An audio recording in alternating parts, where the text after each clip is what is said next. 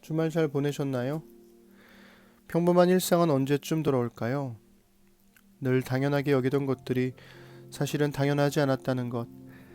그게 감사의 이유가 되기도 하지만 두려움의 이유가 되기도 합니다.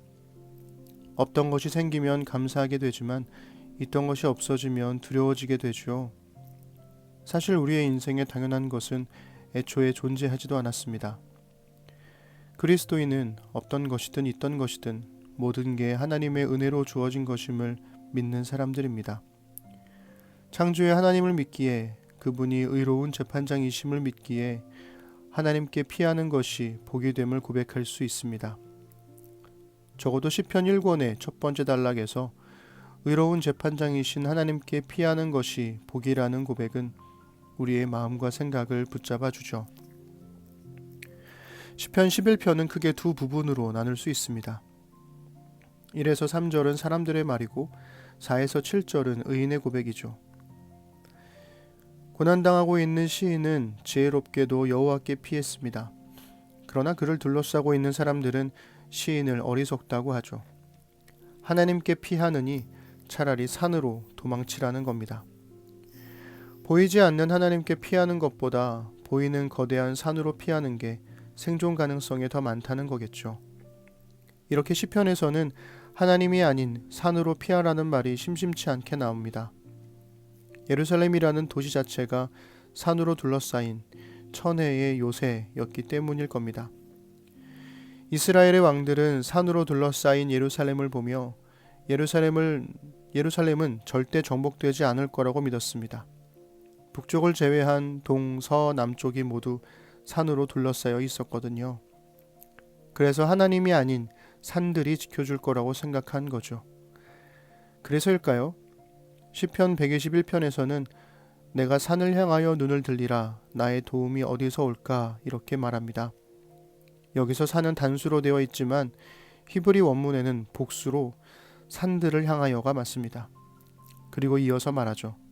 나의 도움은 천지를 지으신 여호와에게서로다. 악인들은 어둠 속에서 활시위를 당깁니다. 그리고 자신만만하게 말하죠. 터가 무너지면 의인이 무엇을 하랴. 이 말은 시인이 의지하는 하나님이 없다면 시인이 할 수 있는 일이 아무것도 없다는 악인의 조롱입니다. 눈에 보이지 않는 하나님께 피하고 하나님께 소망을 두는 것은 어리석어 보입니다. 그렇다면 시인은 뭐라고 대답했을까요? 오늘은 시편 11편을 읽어드리겠습니다. 내가 여호와께 피하였거늘 너희가 내 영혼에게 새같이 네 산으로 도망하라 함은 어찌함인가. 악인이 활을 당기고 화살을 시위에 먹이며 마음이 바른 자를 어두운 데서 쏘려 하는도다. 터가 무너지면 의인이 무엇을 하랴. 여호와께서는 그의 성전에 계시고 여호와의 보좌는 하늘에 있으며 그의 눈이 인생을 통촉하시고 그의 안목이 그들을 감찰하시도다. 여호와는 의인을 감찰하시고 악인과 폭력을 좋아하는 자를 마음에 미워하시도다.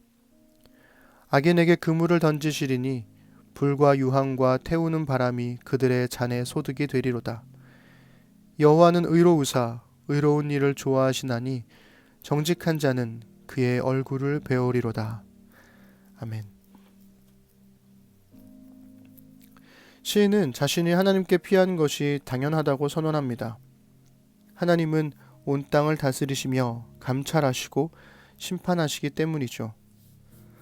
4절에서 하나님의 눈이 인생을 통촉하시고 라고 되어 있는데요. 히브리어로는 인생을 주목하시고 라는 의미입니다. 이어지는 4절과 5절에서 감찰하신다라는 말이 반복되는데요. 4절에서는 하나님께서 모든 사람을 감찰하신다고 말하고 5절에서는 의인과 악인을 감찰하신다고 말합니다. 우리가 읽는 개역개정 성경에는 의인을 감찰하시고 라고만 번역됐지만 구약 성경의 헬라어 번역인 70인경과 시리아 역본 그리고 다수의 영어 성경들은 의인과 악인을 감찰하시고 라고 번역했습니다. 여기서 감찰로 번역된 히브리어는 빠한인데요. 시험하다 라는 뜻도 있죠. 즉 시인은 하나님께 피했으면서도 차라리 산으로 피하는 게 낫겠다며 악인들의 조롱을 받는 현실을 하나님의 시험이라 해석했습니다. 하나님을 의지하고 있음에도 여전히 고난 중에 있는 답답함, 우리에게도 익숙한 경험이죠. 시인에게 이것이 시험인 이유는 의로운 재판장이신 하나님이 지켜보고 계실 거라는 믿음이 있기 때문입니다. 그래서 시인은 고난의 현실 속에서도 하나님의 의로운 심판을 선포합니다. 6절은 악인에 대한 심판을, 7절은 의인에 대한 심판을 말하죠. 다수의 악인들은 하나님이 던진 그물에 잡혀 불심판을 당하게 되겠지만 소수의 의인들은 하나님의 얼굴을 마주하게 됩니다. 구약 성경에서 하나님과 얼굴을 마주한다는 의미는 은혜를 받는 것을 뜻하죠. 시인은 고난 중에 하나님께 피했지만 아직 하나님의 얼굴을 마주하지는 못했습니다. 그러나 이 모든 고난 속에서도 여전히 하나님께 피해 있으면 결국 하나님의 얼굴을 마주하게 되겠죠. 왜냐하면 여호와는 의로우사 의로운 일을 좋아하시기 때문입니다. 앞선 시편들에서 고백했던 바로 그 의로우신 재판장이 우리가 고난 중에 피할 하나님입니다. 악인들은 터가 무너지면 의인이 무엇을 하려고 물었습니다. 그러나 터가 무너진 것은 우리가 아니라 오히려 그들입니다.